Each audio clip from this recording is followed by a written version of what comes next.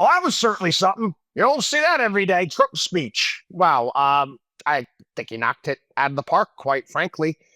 And as it turns out, the overwhelming majority of Americans did as well.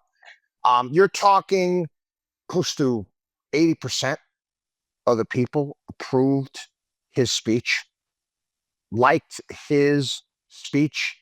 Did you understand those? Try to get your arms around those numbers. I haven't had a chance. I haven't had a chance to take a look and take a look at the approval ratings of speeches in the past. I'm sure George W. Bush's speech post 9/11 probably had fairly decent ratings.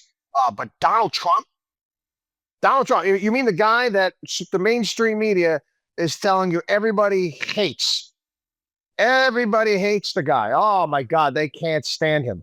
He gets an approval at close to 80%. And it was funny. I was watching this morning, watching some of these town halls that the media like to hold. And again, CNN was just like, they didn't know what to do. They didn't know what to do. And the overwhelming majority of people were like, yeah, this is great. And yeah, fascinating to some degree. But anyway, neither here nor there. It really does show, and watching what took place, watching the Democrats and how they behave. I don't understand this. I mean, I could sit. For the party you're in, and if a politician said something that I happen to agree with, I could applaud along with that. I get it. They're like a bunch of I don't even know what they all doing the same thing.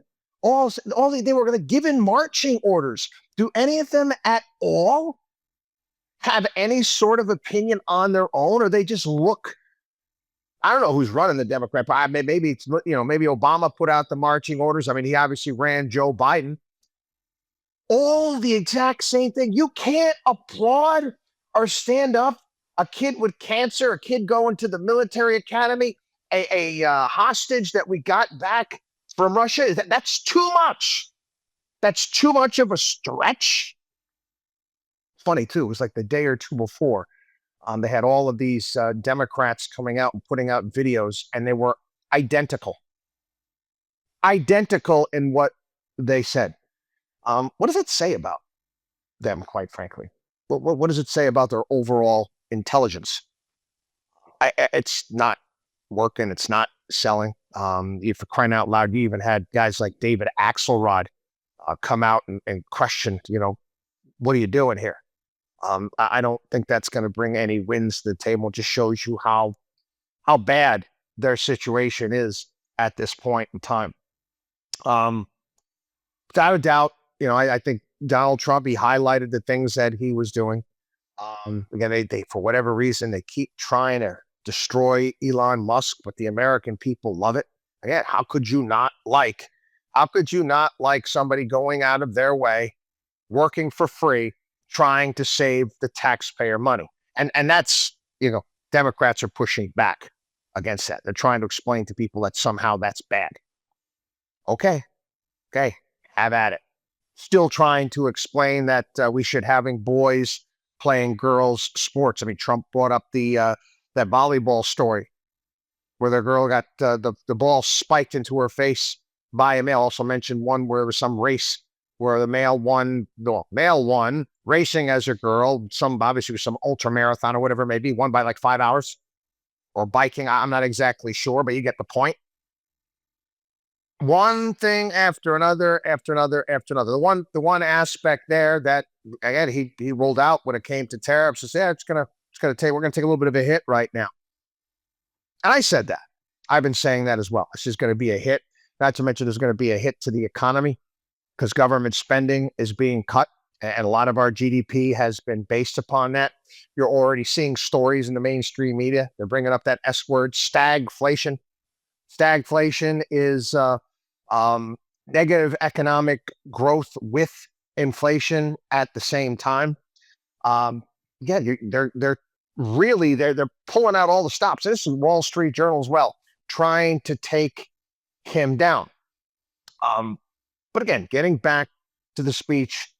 Overall, I think it was excellent. Highlighted what he has done for the past 6 weeks, what he's looking to do. Very, very optimistic. Very optimistic. But you know, it was different. It wasn't pie in the sky, so much pie in the sky type crap. Maybe, I mean, the idea of balancing the budget, quite frankly, is kind of pie in the sky. It wasn't George W. Bush, talking about he's going to run the United States Navy on, fuel from algae and switchgrass and all sorts of other nonsense. It wasn't Joe Biden said he was going to cure cancer. Was it, Barack Obama saying all sorts of, nonsensical stuff about transforming the economy and all this green nonsense. It was just overall positive in regards to the direction of the country, giving power back to the people, getting rid of regulations, letting people go out and build and create, which is things, again, that we love and we like to talk about. If there would be one thing I'd push back on when it came to Trump's speech, and I know this is a bit of nitpicking, but it's okay. I can do that here, my show. You don't have to constantly hammer home Joe Biden, the worst president in history. It's almost redundant, to some degree. You can just point out the policy failures and they kind of speak for themselves.